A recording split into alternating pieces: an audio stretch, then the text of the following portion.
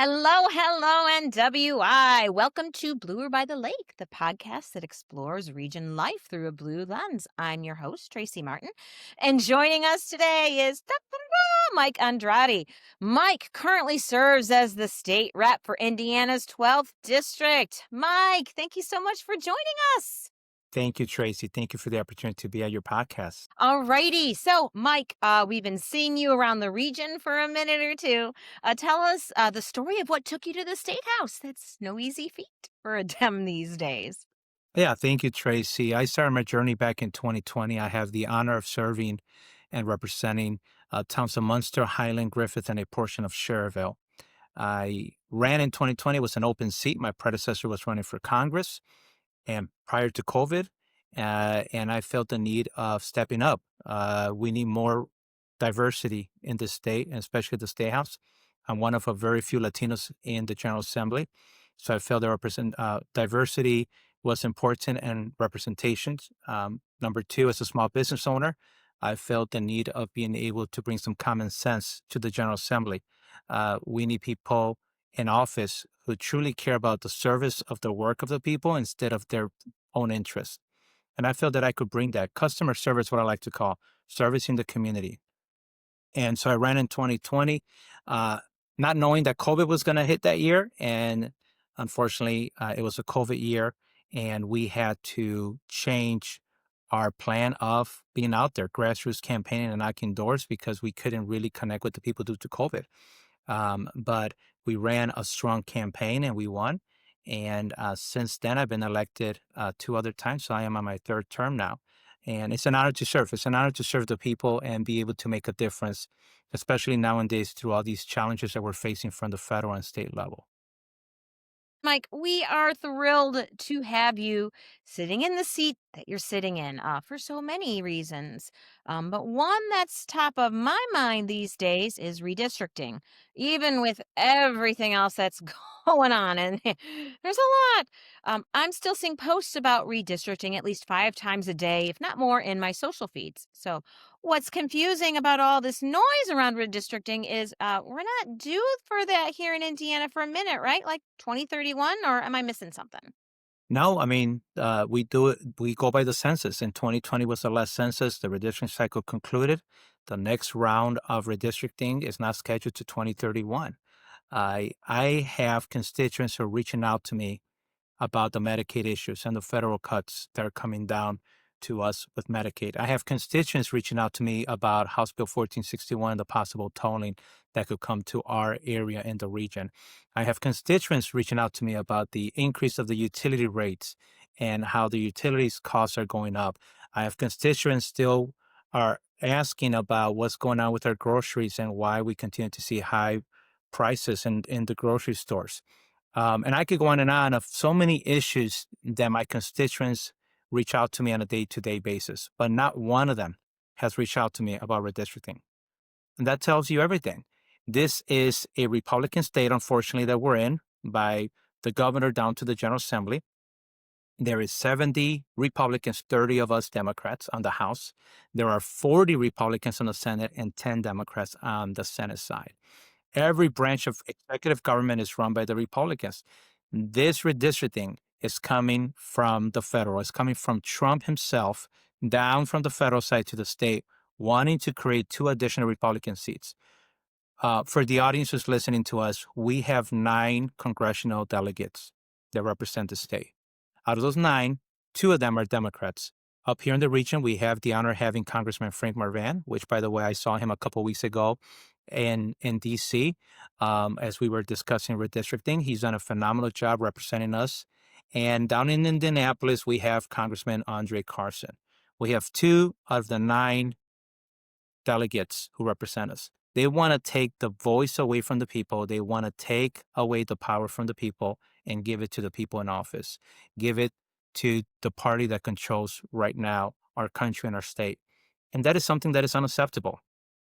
Last year, we had the 2024 elections. And in last year's election, we had 39.62% of the voters in this state voted against Donald Trump. That is almost 40% of the votes.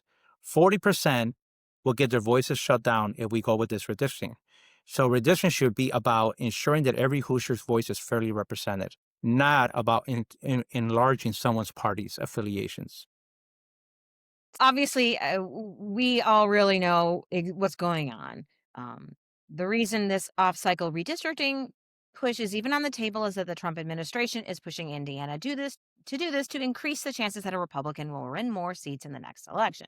Now, the last time I looked, that was called something like, oh, I don't know, gerrymandering. Mike, so for the record, and for the person who in the year 4000 who's listening to this podcast as part of some sort of historical research thesis, Mike, what is gerrymandering? So gerrymandering is a strategic drawing of the district boundaries to increase the likelihood of electoral success for the political advantage of a political party.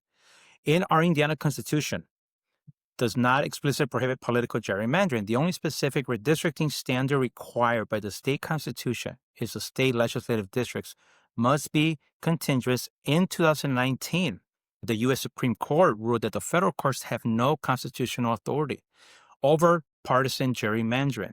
So what they do is two different things. One is they try to pack, right? Packing, where they put everyone in one specific district. So let's say all of us Democrats, they try to pack us into one area, and then over time, all around it, making sure that one party is over the other party, right? So the districting the lines confines voters of a particular party affiliation. The other thing is cracking. Cracking is when district lines spread voters across many districts to weaken their influence and prevent them from forming a majority.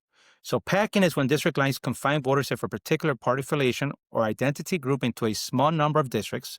They pack them in, and then cracking is when district lines spread voters across many districts to weaken their influence and prevent them from forming a majority. And that's what they're trying to do to us right now.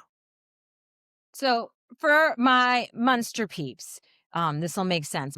And so it would be like, say, slicing off, let's see, from Broadmoor down to the town hall, and then moving that over to, say, Cobblestones. Which of those scenarios would that be like, Mike?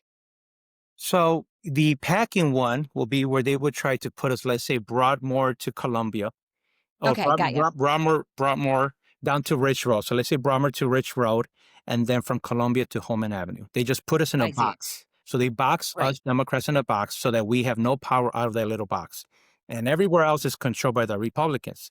The other way they could do is cracking, where they run the lines in a way that they know there's Democrats on Broadmoor, for example, and there's Democrats over here on Franklin, and they're gonna put us in a curve this way, but they know that there's Republicans in Cobblestone or in West Lakes, so they're going to use all of that section to continue to run on the Republican side. So they really crack the lines and keep us in that check so that we're not able to expand out of those areas. So I'll give you a perfect example. When I first ran in 2020 in my district, I had a portion of Hammond. Those were 1,200 to 1,400 strong Democrat votes. In the 2021 redistricting that we had in our state, which, by the way, the Republicans said that they were perfect maps. The 2021 redistricting, they moved my district and took me out of Hammond, strong Democrat, kept me in Munster, Highland. Then I got all of Griffith and a portion of Cherville. So they moved me around. They took me out of Hammond. Perfect example was Congressman Mervan. If you remember when he first ran, he had all of Lake County. He had portion of Porter County. And what did they do on the 2021 redistricting for him as well? They pushed him all the way to LaPorte. He's got a section of LaPorte now. So, what they're trying to do is move the district so it could become either shifted to one way where they are able to gain control or gain votes, or they push you in a different area where you lose Democratic votes. So either way, they're trying to get into these maps where they have the power. Okay, so that's gerrymandering, and we all know who wants that. So let's compare it to the process that generated these perfect maps. Their words, folks, not ours. So it's a pretty standard process that Indiana's legislature, like 33 other states, is supposed to follow. That is correct. So the background on redistricting in our state, in Indiana, the redistricting process is controlled by the legislator. And because Republicans have a supermajority in both chambers and hold the governor's office, the redistricting processes in 2011 and 2021 were controlled by the Republicans. So for the last two redistrictings, the Republicans have controlled our maps. A report conducted by political scientist Christopher Warshall of George Washington University found that the 2021 maps are more biased toward one party than 95% of the maps enacted in other states across America. The Say 2021 again. Indiana redistricting bill author testified in the House election that the Republicans campaign arm participated in the map drawing. We don't know how many political operatives were in the room because the map drawing process took place behind closed doors of the public view. So that's another problem when you have the supermajority. They don't let the people decide. I am for fair maps, letting a national nonpartisan group be involved and work on the redistricting. That is the best for what is best for everyone. In 2011, the redistricting that was set for the stage for the Republican supermajority in the House expanded from 60 to 40. And after the 2010 election, it went from 69 to 31. Indiana has several states, including Iowa, Kentucky, Oregon, and Maine, were under this Project Red Map. And they were aimed to strengthen Republican redistricting powers by flipping state legislative chambers. So this has happened in the past. I go back to no one is asking for redistricting in 2025. The only ones who are asking for it, as we all know, is Trump and his people in power. They want to gain seats by cheating the system. The own system they even put in place, if you think about it, because in 2021, the Republicans came out and said these are perfect maps. So what has changed since? Nothing. The only thing that has changed is who we have in power in DC, who is trying to have more power and taking it away from the people. Yep. And, I think they're a little scared because Indiana hasn't done so hot since they've been running things. They are not the poster child for Republican success. But that's another conversation. Mike, I like that method of redistricting you've been talking about. Can you tell me a little bit about what's at stake if we don't stop this off cycle redistricting? I mean, I think we all know, but let's dive into it a little more. So, number one, the voters want representation. I truly believe that. At the end of the day, when I'm out there knocking doors and I'm meeting the voters, I've had 3 elections already. People want representation, but we want democracy. We don't want the representation to be taken away from us, the people. And that's what's going on right now. Trump is taking away the power from the people, and he wants to be a dictator. He wants to dictate who gets to represent us. I go back to the district where we're at with Congressman Marvan. He's done a phenomenal job representing our unions, our working families. He's done a phenomenal job representing the most underserved communities, the Black and brown communities. He's done a great job ensuring that every voice is heard in DC. And with this redistricting, if they end up having their way, they're going to take the voice from all of us, every single one of us. Let's take away, for example, let's just take parties out of the equation right now. Let's just look at the people who live in Northwest Indiana. We're blue collar people. We are hardworking people. We are a diverse group of people that live in this region: African American, Hispanic, Asian, Indian, Caucasian. We're such a big diversity in this area. And we are going to lose that representation. We are very unique when it comes to the state. Northwest Indiana is a melting pot. We are very unique compared to the rest of the state, and we're going to lose that representation. Now, let's put in the numbers. We as Democrats have gained this seat. We have worked for this seat. We have voted for Congressman Marvan. Prior to him, it was Congressman Vislansky. That's a representation. So now let's put politics back in the picture. The people have voted that we want a Democrat representing us in D.C. We don't want a Republican. We want a Democrat. So when you look at everything, when you look at the scope of things, we are going to be losing a Democrat congressman. We're going to be losing someone who's worked hard for us. We're going to be losing representation when it comes to diversity.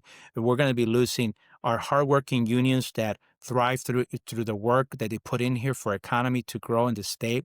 We're one of the highest when it comes to the GPD and numbers that we contribute to the whole state. We're going to lose everything. So when people come and tell me, what can we do? We need to call the governor's office, call the Speaker of the House, call the pro temp, the people who are in leadership in the state house who can make the decisions and tell them that we don't want redistricting. We want fair representation. Let our voices be heard. We have to continue to have this message. Through all these challenges that we're facing, people have to make those phone calls. People got to send those emails. I'm having a town hall coming up here this Saturday to bring awareness to my community, bring awareness to my district about how important this redistricting is and how it's going to take the power and the voice away from us, from the people. All righty. So, Mike, can you tell me a little bit more about this town hall that you're hosting this Saturday? Who will be joining us? Yes, thank you, Tracy. So we are having the town hall this Saturday, and we are collaborating with Representative Jackson, who represents the city of Hammond, and Whiting. We got Representative Harris, who represents East Chicago, a portion of Hammond and Gary as well. He's going to be joining us, and we have a keynote speaker, Representative Ed Delaney, friend of us from up here in the region, doing a great work at the State House. So Representative Ed Delaney will be also joining us. He's going to be making the drive from Indianapolis up to Munster to be with us.